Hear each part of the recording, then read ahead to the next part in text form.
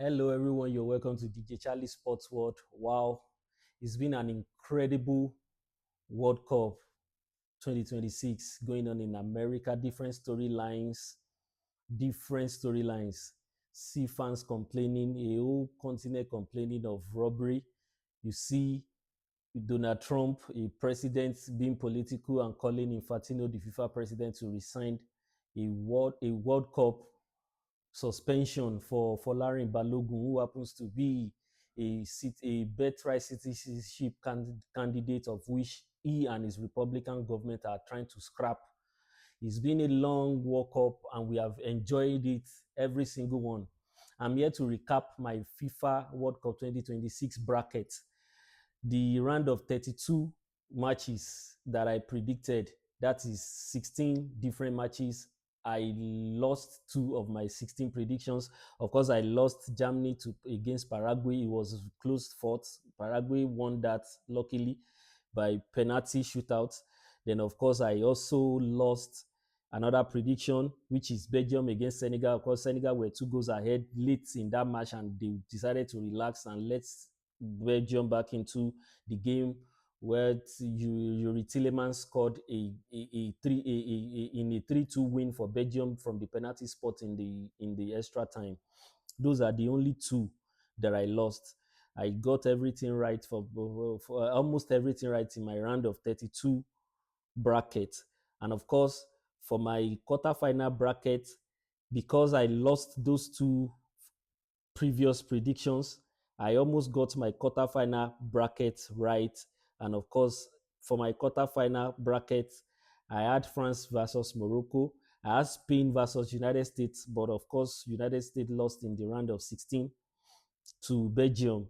And of course, I had Brazil against England, but Norway defeated Brazil. That means I missed two, of course, from my round of 16 bracket.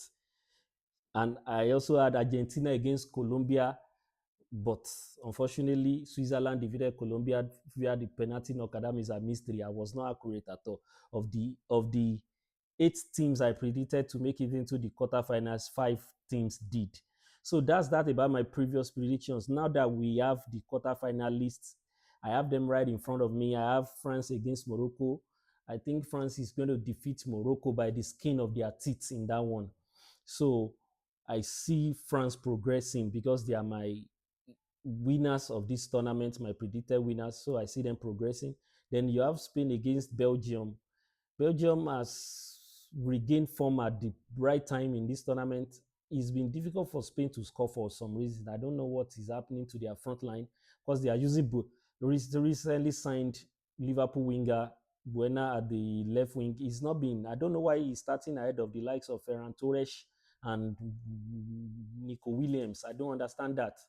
So I think Williams is injured, but I feel Ferran Torres can play that role better than that Buena guy because Ferran Torres came in the last match and changed the complexion of that match, supplying the match-winning assist for Arsenal's Mikel Moreno. For me, I will start Ferran Torres and Mikel Moreno ahead of course, Oyarzabal has been good for Spain, but if you check their World Cup qualifiers, Moreno, Adimbi was not injured. He was the highest goal scorer. He scored 6 goals in the qualifiers for Spain. So, and he came in against Portugal and scored the match-winning goal. So I think I will start him ahead of Oyarzabal. He's a big game striker, scorer. If you know him, he scores in the highest leverage moments. So for me, I will start him. So if they follow my instruction like I predict now, I see Spain just beating Belgium 2 goals to 1. Then the biggest clash here for me is Norway against England, Erling Haaland against the Premier League team from England.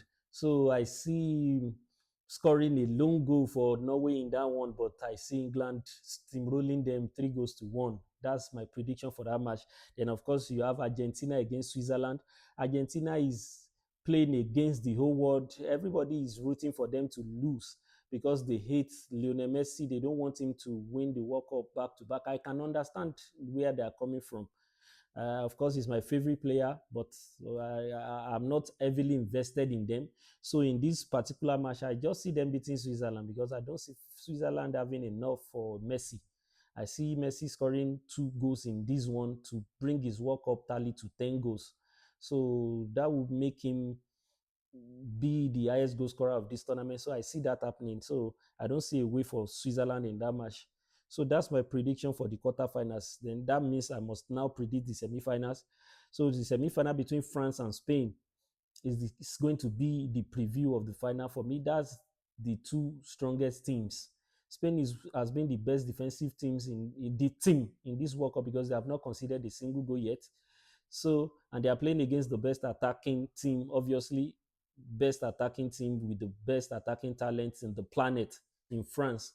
So, if France don't defeat themselves, I see France progressing by the skin of their teeth again. Let me use that phrase for the second time. So don't be angry with me with that phrase. So I see France nicking down a long goal, 1 goal to 0, because I don't see how Spain is going to score in that match against Saliba and Upamecano. I don't see that at all. I don't see any Spanish goal at all against France. So for me, that's decided. Then the second one is England against Argentina. In my earlier prediction, I had Argentina losing this to England, but as it is, I'm quite indecisive in that one. I am quite indecisive in that one. If I was to pick from my heart, I would say Argentina nicks that one because the storyline of this World Cup is just, I mean, the way they have been escaping the previous obstacles in front of them against Capo Verde, they were lucky. Against Egypt, they were lucky. So, but I see that luck running out against England.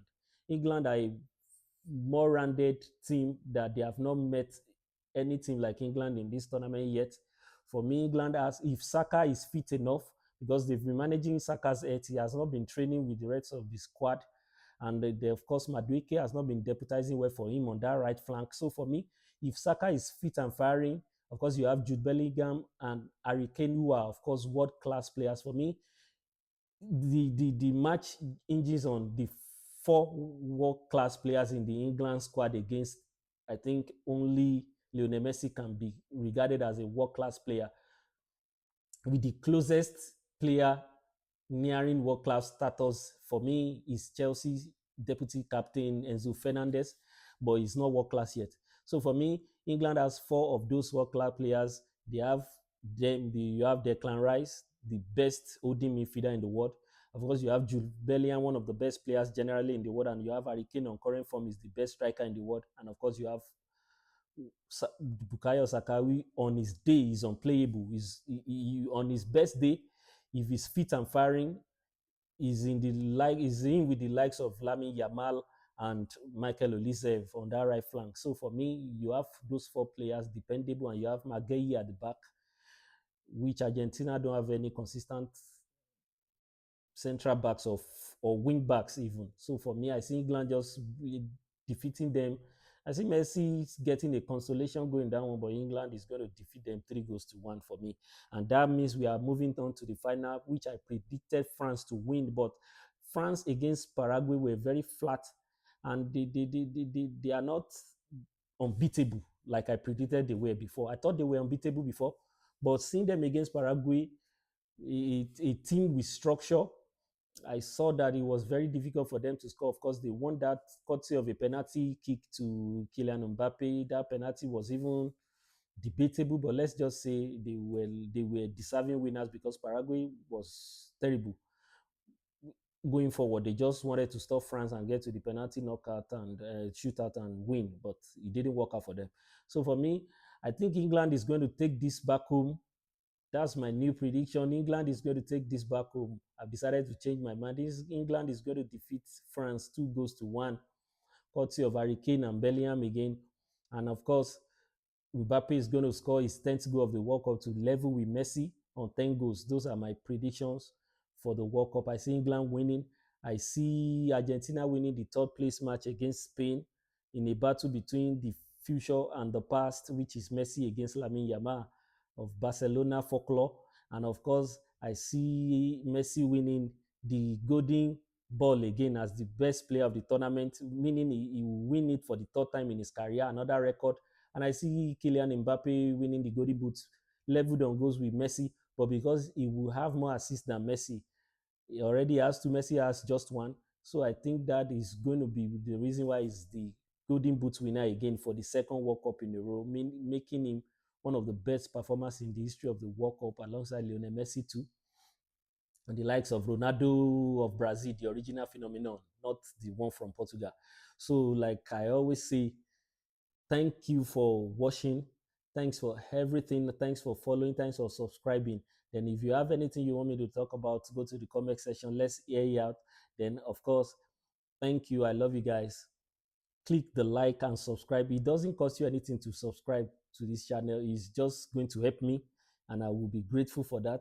So pass your lovely comments, click the like and subscribe button, then also share this video on all your social media platforms.